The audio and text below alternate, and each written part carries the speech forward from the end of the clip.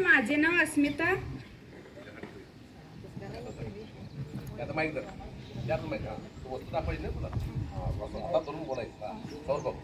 नमस्कार, माझे नाव अस्मिता हनुमंत हगोंडी. माझ्या शाळेचे नाव Shri Hanuman new English school Valsang. मी इयत्ता 10वी मध्ये शिकते. मी केलेल्या साहित्याचे नाव आहे बैलगाडी. बैलगाडी करताना मला खूप आनंद वाटला आणि बैलगाडी करताना माझ्या घरातील सर्व कुटुंब वर्ग मला खूप मदत केलीत. आणि सर आम्हाला शनिवारी काही विषय सांगितलेले त्या मला सर बांबूच्या काट्यापासून तुम्हाला काही अशी खेळणी नाहीतरी किंवा चिखलापासून तुम्हाला खेळणी किंवा तुम्हाला काय जमेल असं करून यायला सांगितलेले.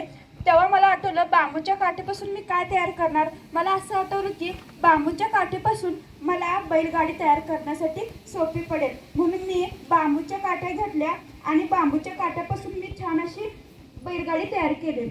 आणि त्यासोबत मी चिखलापासून बैले तयार केले.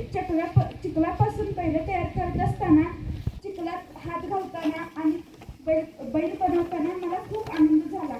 मी बैलगाडी करत असताना प्रथम मला काही समजेना असं झालं. मग मला माझ्या भावाने सांगितलं, तू बैलगाडी करताना असं कर, बांबूच्या काट्या घे आणि त्या काट्यापासून लहान लहान असे काट्या तयार कर. आणि मी त्यापासून लहान लहान काट्या तयार केल्या.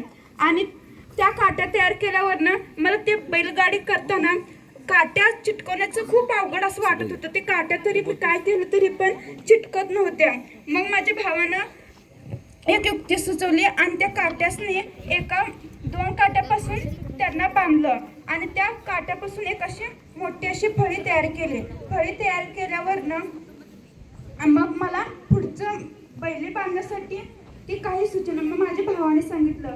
आणि मी चाकं मागं खूप लावले होते आणि माझ्या वडिलांनी सांगितलं, बाळा चाकं मागं नसतात तर ते बरोबर मध्ये असतात. मग मी आणि परत ते काढून आणि परत मध्ये लावले. मग माझ्या सर्व कुटुंबाने मला सहकार्य